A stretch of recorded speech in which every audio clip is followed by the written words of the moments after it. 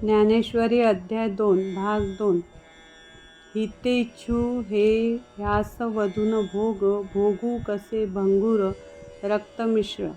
आप्तस्वकीयांच्या बरोबर लढायला अर्जुन तयार नाही हे पाहून कृष्णाला आश्चर्य वाटले.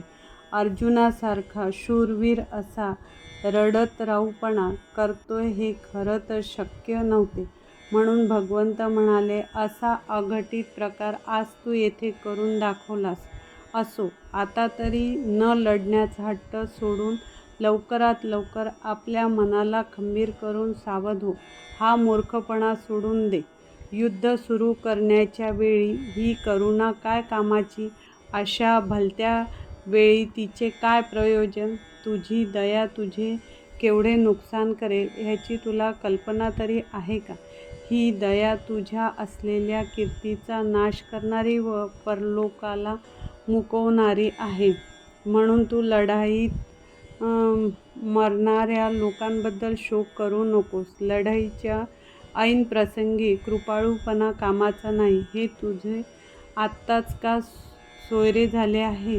ह्यांना तू आधी जाणत नव्हतास का? किंवा या भाऊबंधाची तुला ओळख नव्हती का? आत्ताच त्यांच्याबद्दल का विनाकारण फाजील कळवळा का?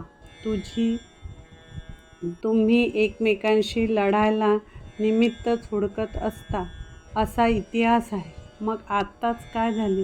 ही ममता कोठून उत्पन्न झाली हे मला काही कळत नाही. ही ममता धरल्यास असे होईल की असलेली प्रतिष्ठा जाईल व तू इहलोकास व परलोकास अंतरशील.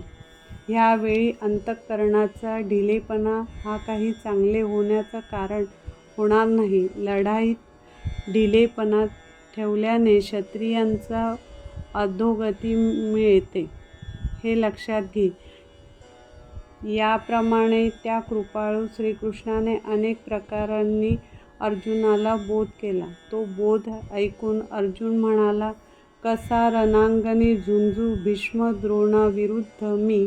ह्यास बाण कसे मारू? आम्हा हे पूजनीय की न मारिता थोर गुरुस येथे भिक्षाही मागुनी भले जगावे. हितेच्छू हे ह्यास वधून भोग भोगू कसे भंगुर रक्तमिश्र. देवा, मला इतके टाकून बोलण्याचे काय कारण? आधी तूच विचार कर की हे युद्ध आहे का? हे युद्ध नसून मोठी चूक आहे. हे उघड उघड थोरांच्या उच्छेदाचे कृत्य आमच्यावर येऊन पडले आहे. पहा, आईबापाची सेवा करावी, सर्व प्रकारे त्यास तोषवावे आणि पुढे आपल्याच हाताने त्यांचा वध कसा करावा? देवा, संत समुदायाला वंदन करावे अथवा घडले तर त्यांचे पूजन करावे, पण हे टाकून आपणच वाचेने त्यांची निंदा करावी. आमचे भाऊबंध व गुरु आम्हाला अवश्य पूज्य आहे. भीष्म व द्रोण यांचा तर मी किती ऋणी आहे. ज्यांच्याविषयी मनाने वाकडेपणा आम्हाला स्वप्नातही धरता यावयाचा नाही, त्यांचा देवा आम्ही घात कसा करावा?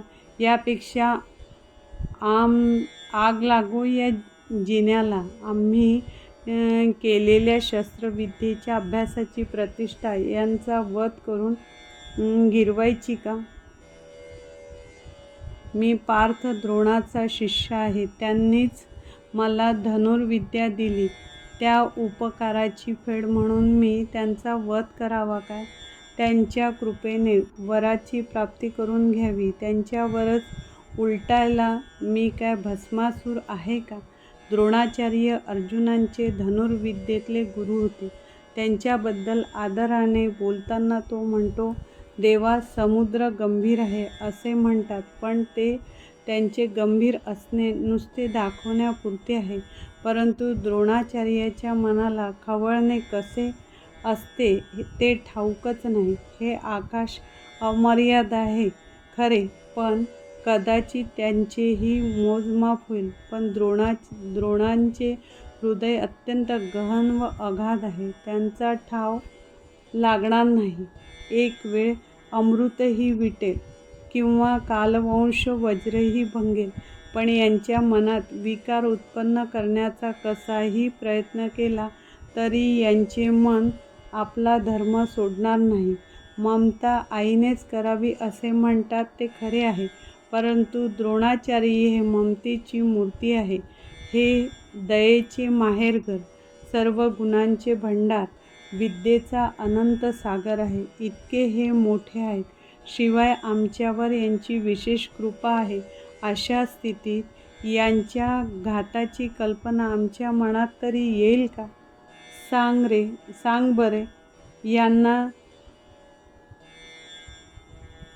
समराग्नी मारावे आणि मम आपण राज्य सुखाचा उपभोग घ्यावा, ही गोष्ट अंतःकरणापासून मनात येत नाही.